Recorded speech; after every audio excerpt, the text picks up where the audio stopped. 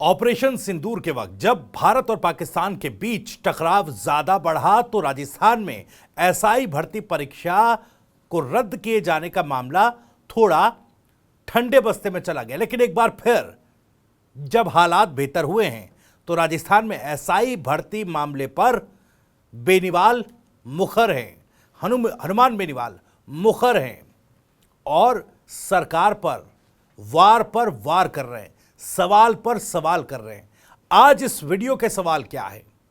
सबसे पहला सवाल यह है कि पायलट और किरोड़ी को क्या बेनीवाल न्योता दे रहे हैं कि आइए मेरे साथ इस संघर्ष में एक बार फिर शामिल होइए, क्योंकि इससे पहले सचिन पायलट खुद आरपीएससी को भंग करने, एसआई भर्ती परीक्षा को रद्द किए जाने जैसे मामलों पर पैदल मार्च तक निकाल चुके हैं। किरोड़ी लाल मीणा साहब भी लगातार इस मामले को लेकर मुखर होते रहे हैं।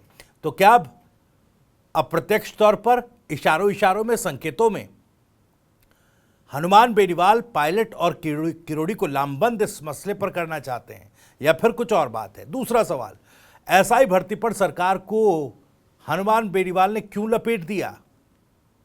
जिस तरीके का आक्रामक रवैया सरकार के प्रति हनुमान बेनीवाल अब दिखा रहे हैं, अचानक से क्यों हनुमान बेनीवाल इस मामले पर इतना मुखर हुए हैं?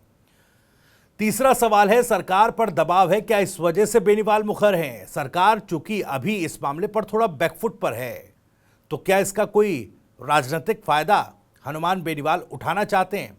चौथा सवाल, क्या युवाओं के उठते भरोसे की वापसी का ये दांव हनुमान बेनीवाल चलते नजर आ रहे हैं?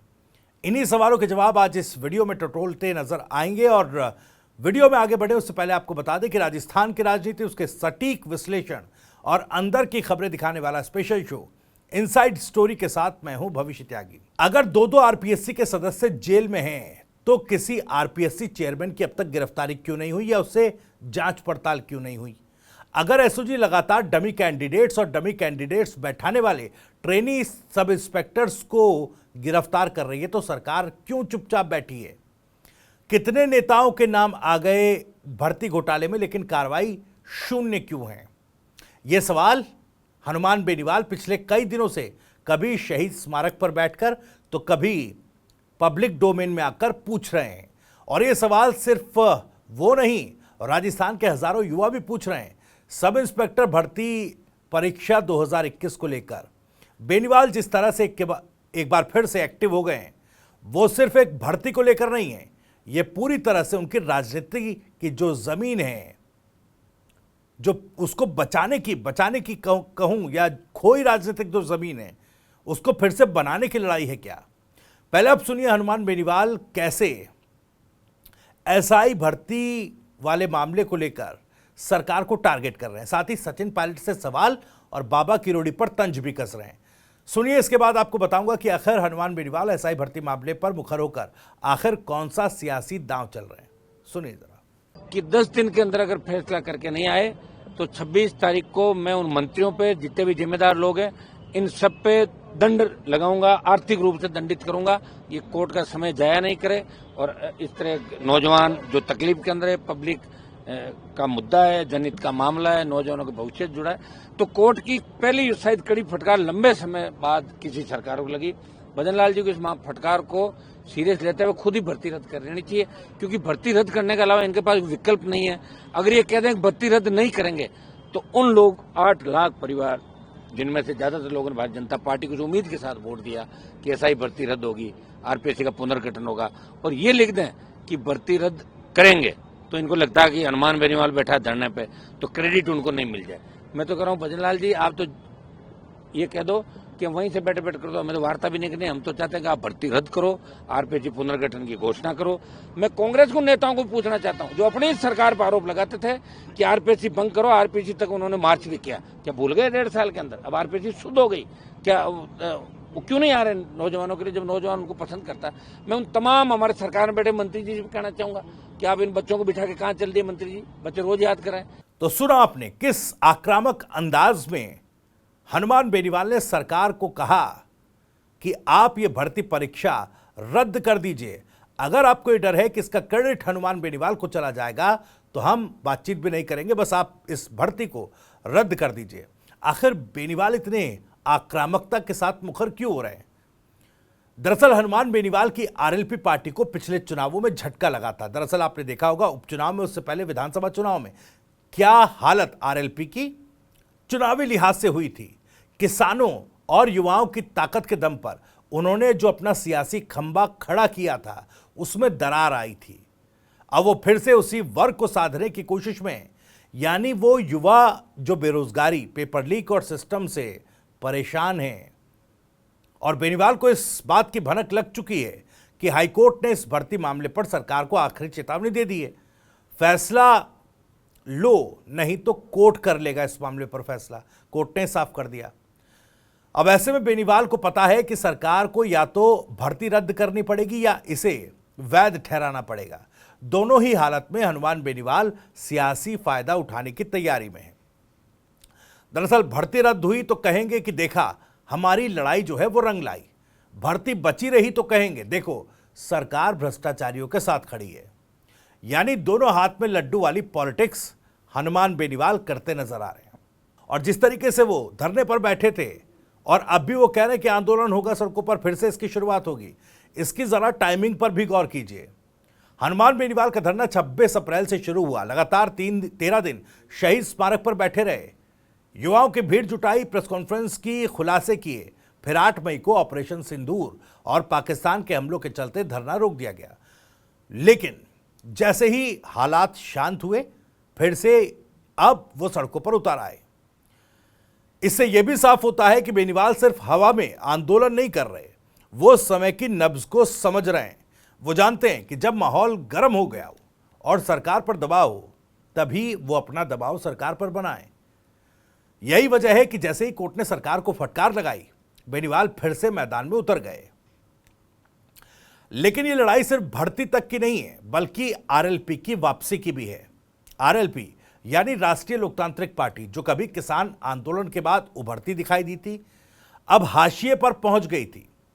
किसान आंदोलन में मोदी सरकार से दूरी बनाकर बेनीवाल ने जो स्टैंड लिया था, उसने बीजेपी से भी रिश्ते बिगाड़े और कांग्रेस से तो पहले से ही दुश्मनी थी। वो बात अलग है कि कांग्रेस के साथ गठबंधन भी हुआ और उपचुनाव में वो गठबंधन में साथ नजर भी नहीं आए, वो तमाम उतार चढ़ाव देखे गए। अब ऐसे में अगर आरएलपी को फिर से खड़ा होना है तो उन्हें युवाओं और बेरोजगारों का झंडा बरदार बनना ही होगा। ये हनुमान बेनीवाल अच्छी तरीके से जानते हैं। और एसआई भर्ती का मुद्दा एकदम मुफीद है, क्योंकि यह मामला हर जिले, हर गांव तक जुड़ा है। हर घर में कोई ना कोई युवा इस भर्ती की तैयारी करता है। और जो पर्चा लीक हुआ उसमें राजस्थान के हर इलाके के कई युवा जो हैं इसके पीड़ित हैं। और वही युवा जब सुनता है कि पेपर लीक हुआ, पैसे लेकर सीटें बिकी, फर्जी कैंडिडेट पकड़े गए, नेताओं के रिश्तेदार पास हो गए, तो गुस्सा फूटता है। इसी गुस्से को बेनीवाल जो हैं वो भुनाना चाहते हैं, और सच कहें तो भुनाना भी चाहिए, क्योंकि जब सवाल युवाओं के भविष्य का हो तो सड़कों पर उतरना भी जरूरी है। अब सवाल यह है कि कौन कौन इस लड़ाई में था और अब चुप क्यों हैं।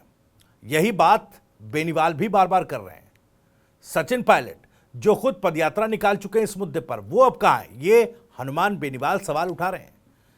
किरोड़ी मीना जो खुद युवाओं को सड़कों पर बुला रहे थे, वो खुद अब गायब कहां हो गए हैं। और यही वो जगह है जहां बेनीवाल इस पूरे आंदोलन में खुद को बाकी नेताओं से अब अलग दिखा रहे हैं। मतलब साफ है, वो ये कहना चाहते हैं कि बाकी तो भाषण देकर चले गए, लेकिन मैं हूं खुद यहां पर।